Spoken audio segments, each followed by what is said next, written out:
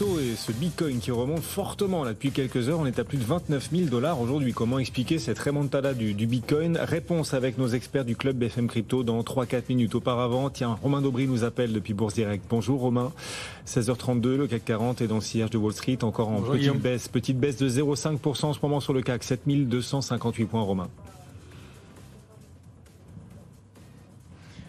Oui, effectivement, il y a un phénomène de consolidation, faute de drivers. On a passé une séquence importante, la séquence Banque centrale la semaine dernière.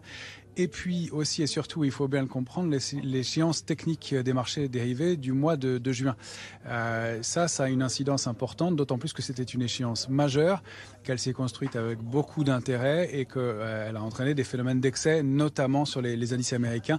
On l'a vu en particulier sur le S&P ou le Nasdaq. Alors, ce mouvement-là, évidemment, il a besoin d'être purgé, d'être consolidé. Ça n'est pas un signe de retournement de tendance à proprement parler, mais de pause. Alors, si on regarde l'indice CAC 40, eh bien, on était dans un trading range situé entre 7280 et 7380 points. On rompt 7280 par le bas, donc la cible légitime, c'est d'aller chercher une centaine de points un peu plus bas, donc aux alentours de 7180 points. On serait dans ce cas-là juste au-dessus de notre niveau d'alerte de court terme situé à 7158 points, 7160.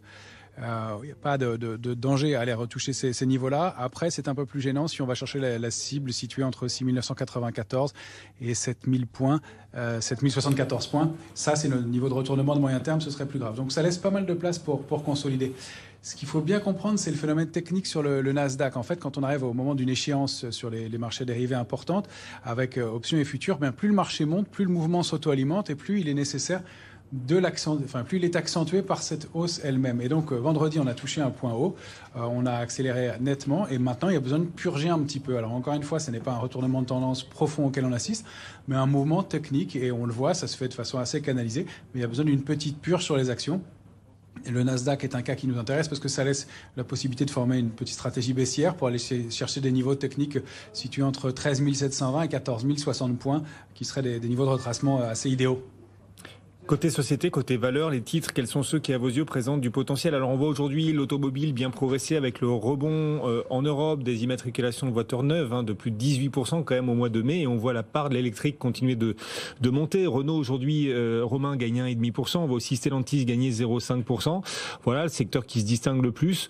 Au-delà de cette séance, quels sont les signaux techniques que vous jugez peut-être prometteurs, titre par titre, valeur par valeur? L'auto, effectivement, l'automobile, c'est un secteur qui est intéressant. C'est pas d'aujourd'hui, on l'a évoqué déjà ensemble il y a plusieurs semaines, et on le confirme semaine après semaine. C'est d'ailleurs l'un des seuls secteurs qui surperforme l'indice CAC 40 en ce moment. L'auto en direct, et puis les équipementiers qui se comportent bien. Valeo et Faurecia. Faurecia a notre préférence pour l'instant, mais il y a du potentiel de hausse sur ces valeurs qui profiteront dans les deux secteurs, que ce soit le thermique ou l'électrique. Donc ça, ce sont des valeurs qu'on regarde. Côté small et mid caps, il y a toujours de l'activité, mais quand même beaucoup moins que ce qu'on évoquait depuis un mois ou deux ensemble. On a toujours des valeurs qui sont intéressantes et qui, dans ce mouvement de baisse, résistent pas mal. On voit Manitou qui se comporte bien, ou Vicat qui accumule aussi en partie haute. Donc des signaux intéressants, même si on n'a pas des points d'entrée à court terme pour l'instant, puisqu'il faut attendre que ça consolide un petit peu, de constater qu'elles sont plus solides qu'elles restent, c'est plutôt de bon augure pour la suite, et puis de profiter de retracements sur d'autres. On a vu de très beaux comportements sur pas mal de small et mid caps dans les semaines précédentes. Il faut être un petit peu patient dans cette séquence de digestion.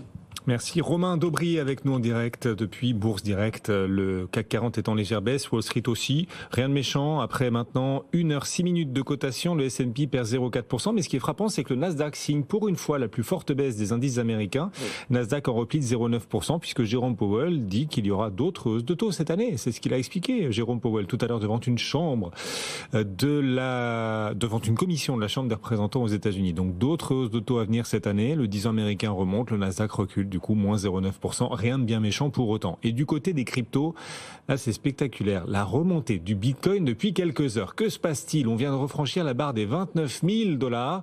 On va essayer d'éclaircir tout ça avec nos experts du club BFM Crypto. Votre programme avec Bitstack, l'application qui arrondit vos dépenses pour investir la petite monnaie en Bitcoin. Bitstack, épargner en Bitcoin sans y penser.